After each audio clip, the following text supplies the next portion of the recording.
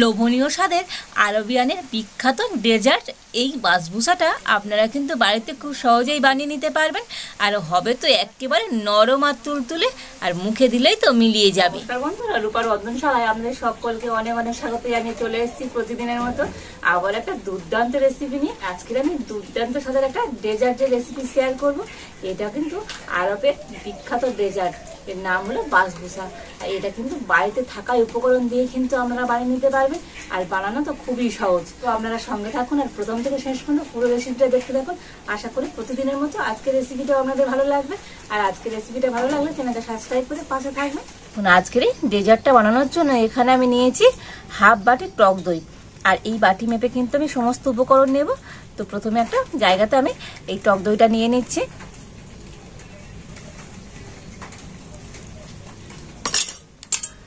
তো প্রথমে আমি কিন্তু টক দইটা একটু ভালো করে ফেটিয়ে নেব।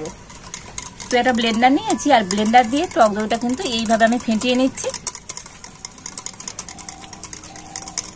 তো টক দইটা কিন্তু 5 মিনিট ধরে খুব ভালো করে আমি ফেটিয়ে নিয়েছি। তো দেখুন টক দইটা ফেটিয়ে নেওয়ার পরে কতটা সুন্দর সে ক্রিমি ক্রিমি ভাব চলে এসছে। দেখেছেন তো বন্ধুরা কতটা সুন্দর হয়েছে। তো এইরকম কিন্তু সুন্দর করে টক দইটা ফেটিয়ে নিতে হবে। আর এবার আমি টক দইয়ের মধ্যে দিয়ে দেবো সুজি। তো এই বাটির মাপ করে কিন্তু আমি নিয়েছি হাফ বাটির টক দই, আর সেই বাটির মাপ করে নিয়ে নিচ্ছি 1 বাটি সুজি। তো এখানে কিন্তু মোটামুটি 200 গ্রাম সুজি আছে।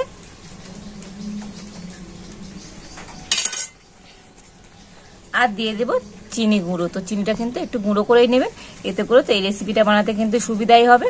তো এখানে কিন্তু গুঁড়ো চিনি আছে, তো এই ছোট 1 বাটি, তো মোটামুটি এখানে 4 চামচ গুঁড়ো চিনি আছে। আর দিয়ে দেবো সাদা তেল। তো ওই ছোট বাটি মাপ করে 1 বাটি সাদা তেল, তো মোটামুটি এখানে 4 চামচের মতো সাদা তেল আছে।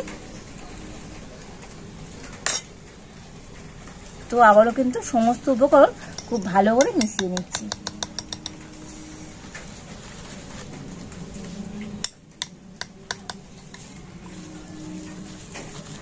তো দেখুন সমস্ত উপকরণগুলো কিন্তু খুব ভালো করে মিশিয়ে নিয়েছি।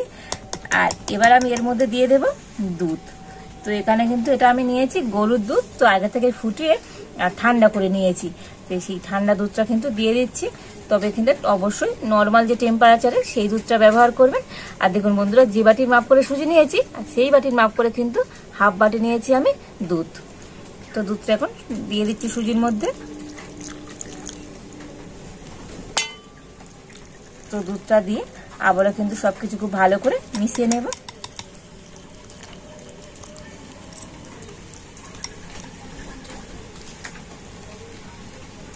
তো দেখুন দুধ দিয়েও সমস্ত উপকরণ কিন্তু খুব ভালো করে আমি মিশিয়ে নিয়েছি।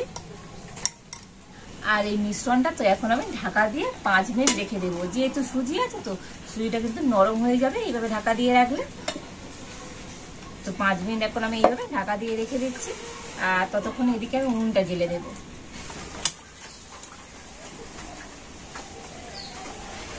তো উনুনটা ধরিয়ে কড়া বসিয়ে দিয়েছি, আর কড়ার উপরে এরকম একটা খাবার রাখা স্ট্যান্ড আমি বসিয়ে দিচ্ছি। তো এদিকে কড়া স্ট্যান্ডটা আমি একটু ভালো করে গরম করে নেব। আর দেখুন এবারে এরকম একটা আমি থালা নিয়ে নিয়েছি। তো আপনাদের কাছে থালা হোক, গামলি কিংবা কোনো প্লেট হোক, যে কোনোতে আপনারা কিন্তু এই রেসিপিটা বানাতে পারবেন।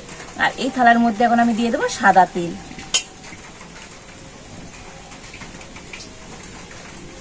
তো অল্প একটু সাদা তেল দিয়ে দিলাম, আর সাদা তেলটা কিন্তু খুব ভালো করে আমি লাগিয়ে দেবো। তো এই থালাটার 4 ধারে এভাবে আমি লাগিয়ে দিচ্ছি। দেখুন সাদা তেলটা তো এই থালার 4 সাইডে কিন্তু খুব ভালো করে আমি লাগিয়ে দিয়েছি। আর এবারে আমি সুজির মিশ্রণটা থেকে ঢাকাটা খুলে নেব। তো দেখুন সুজিটা কিন্তু নরম হয়ে গিয়েছে আর ফুলেও গিয়েছে। আর দেখুন আগের থেকে কিন্তু ব্যাটারটা অনেক টাইটও হয়ে গিয়েছে। তো আমি আর একটু দুধ দিয়ে ব্যাটারটা একটু পাতলা করে গুলে নেব।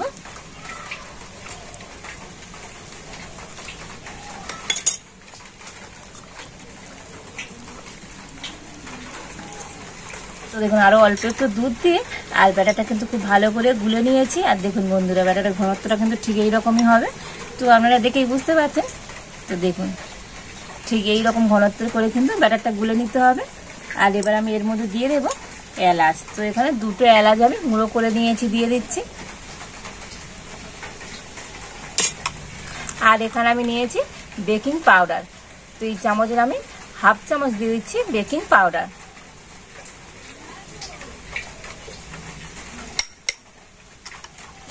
আর দিয়ে দেবো বেকিং সোডা। তো যতটা আমি বেকিং পাউডার দিয়েছি তার অর্ধেকটা দিয়ে দেবো বেকিং সোডা, মানে এই চামচের 4/1 ভাগ আমি দিয়ে দিচ্ছি বেকিং সোডা।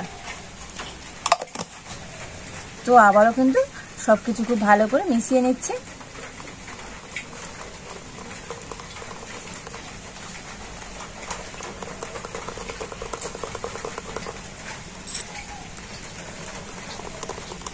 তো দেখুন মিশ্রণটা কিন্তু খুব ভালো করে আমি মিশিয়ে নিয়েছি। আর এবার আমি যে থালার মধ্যে তেল মাখিয়ে রেখেছিলাম তো সেই থালার মধ্যে ব্যাটারটা দিয়ে দেব।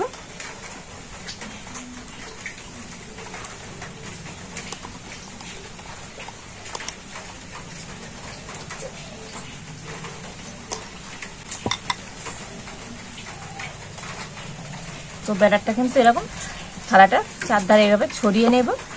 আর হ্যাঁ বন্ধুরা, এটা কিন্তু একটু খালি রেখে দেবেন, কেননা এটা কিন্তু একটু ফুলে যাবে।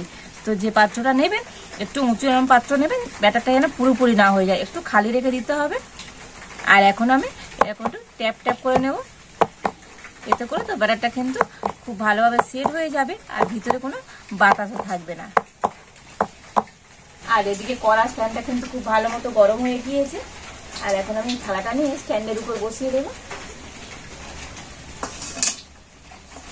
আর এবার আমি ঢাকা দিয়ে দেবো। তো বন্ধুরা, আজকের ডেজার্টটা হতে কিন্তু খুব বেশি সময় লাগবে না, মোটামুটি 15 থেকে 20 মিনিট হলেই কিন্তু হয়ে যাবে। তো প্রায় কিন্তু 20 মিনিট আমি এইভাবে হতে দিয়েছিলাম, আর 20 মিনিট পর আমি ঢাকা খুলে নিয়েছি। আর দেখুন বন্ধুরা, এটা কতটা সুন্দর হয়েছে। তবে এটা কিন্তু একেবারে রেডি হয়ে গিয়েছে। তো আপনারা হাত দিয়ে বুঝতে পারবেন, এটা কিন্তু হাতে লাগবে না। তো তাও যদি না আপনারা বুঝতে পারেন তো একটা ছুরি নিয়ে এইভাবে একটু চেক করে নেবেন। তো দেখুন ছুরির গায়ে কিন্তু একটু কিচ্ছু লেগে যায়নি। আর ব্যাটারটা কতটা পাতলা দিয়েছিলাম আর অনেক কতটা ফুলে গিয়েছে, দেখেছেন তো বন্ধুরা কতটা সুন্দর হয়েছে। তো এটা কিন্তু একেবারে রেডি হয়ে গিয়েছে। আর এখন আমি নামিয়ে নেব।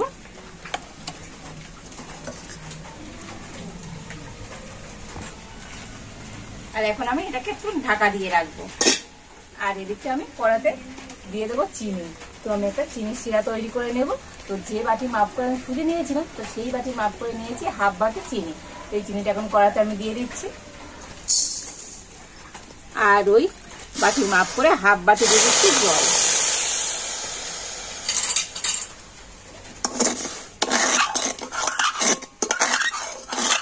তো আজকে আমি কোনো একটারের বা দুটারে শিরা তৈরি করবো না, তো চিনিটা গলে গেলেই কিন্তু হয়ে যাবে। তো দেখুন চিনিটা কিন্তু খুব ভালো মতো গলে গিয়েছে। আর আমি একটু অল্প ফুটিয়েও নিয়েছি। তো আজকে কিন্তু আমার চিনির শিরাটা একেবারে রেডি হয়ে গিয়েছে। আর এখন আমি নামিয়ে নেব। তো চিনির শিরাটা তো নামিয়ে রেখে দিয়েছি। আর এখন আমি এটার থেকে ঢাকাটা খুলে নেব। আর এবার আমি একটা ছুরি দিয়ে এটাকে একটু পিস পিস করে কেটে নেব।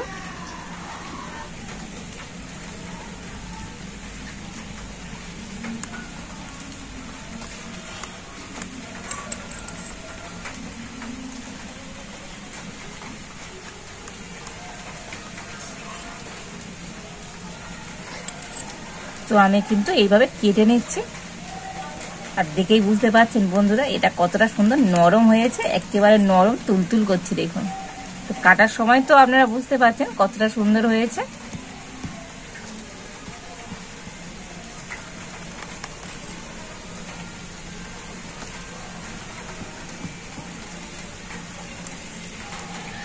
তো এটাকে আবার আমি এইভাবে কেটে নিচ্ছি।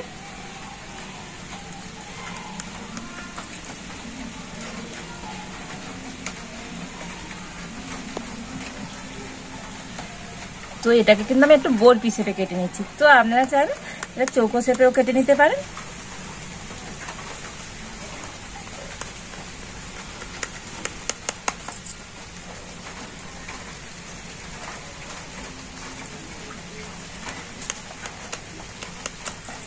তো দেখুন এটা খুব সুন্দর করে গোল হিসেবে কেটে নিয়েছি।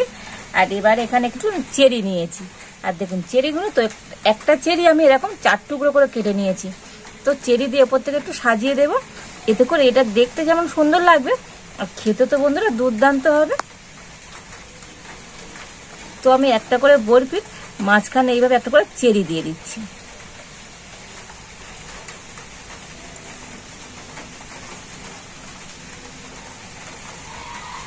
তো দেখুন প্রত্যেকটা বরফির মাঝখানে তো একটা করে আমি এইভাবে চেরি দিয়ে দিয়েছি, আর কতটা সুন্দর দেখতে হয়েছে দেখুন বন্ধুরা, তো অসম্ভব সুন্দর লাগছে। আর এবারে আমি যে চিনি শিরাটা তৈরি করে নিয়েছিলাম, তো সেই চিনি শিরাটা কিন্তু এই উপর দিয়ে দিয়ে দেবো।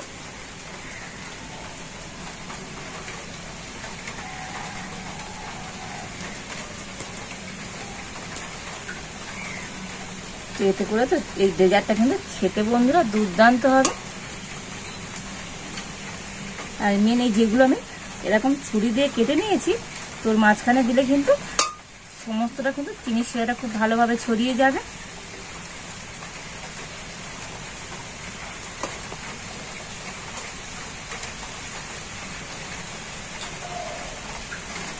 সম্পূর্ণ চিনি শিরাটা কিন্তু আমি দিয়ে দিয়েছি। আর এতে করে বন্ধুরা আরো কতটা সুন্দর দেখতে হয়েছে দেখুন। আর চিনির শিরা দিয়ে এইভাবে আমি একটু রেখে দেবো, বেশিক্ষণ রাখার দরকার নেই, মোটামুটি 2-3 মিনিট এইভাবে রেখে দেবো, দিলে তো চিনির শিরাটা কিন্তু খুব ভালোভাবে ঢুকে যাবে।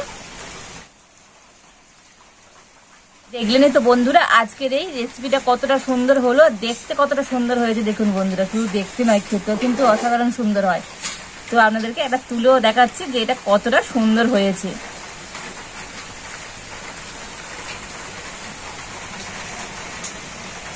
আর দেখুন বন্ধুরা আজকের এই ডেজার্টটা কতটা সুন্দর হয়েছে, তো দুর্দান্ত দেখতে হয়েছে, অসাধারণ সুন্দর।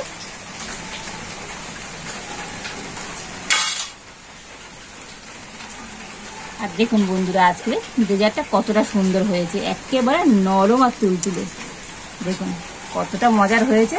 তো আপনারা দেখেই বুঝতে পারছেন যে আজকে ডেজার্টটা অসম্ভব সুন্দর হয়েছে, একেবারে নরম আর তুলতুলে দুর্দান্ত হয়েছে আজকের এই ডেজার্টটা।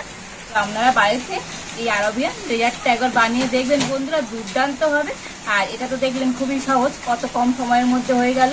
আর বাড়িতে যদি আপনারা এইভাবে এই ডেজার্টটা বানান তো কেমন হয়েছে একবার কমেন্ট করে জানাবেন। আর আজকের এই ডেজার্টের রেসিপি যদি আপনাদের ভালো লাগে তাহলে লাইক করে দেবেন, আর সবার সাথে প্রচুর প্রচুর করে শেয়ার করবেন। আজ এই পর্যন্ত, আপনারা ভালো থাকুন, সুস্থ থাকুন, দেখা হচ্ছে নতুন কোনো একটা রেসিপি নিয়ে।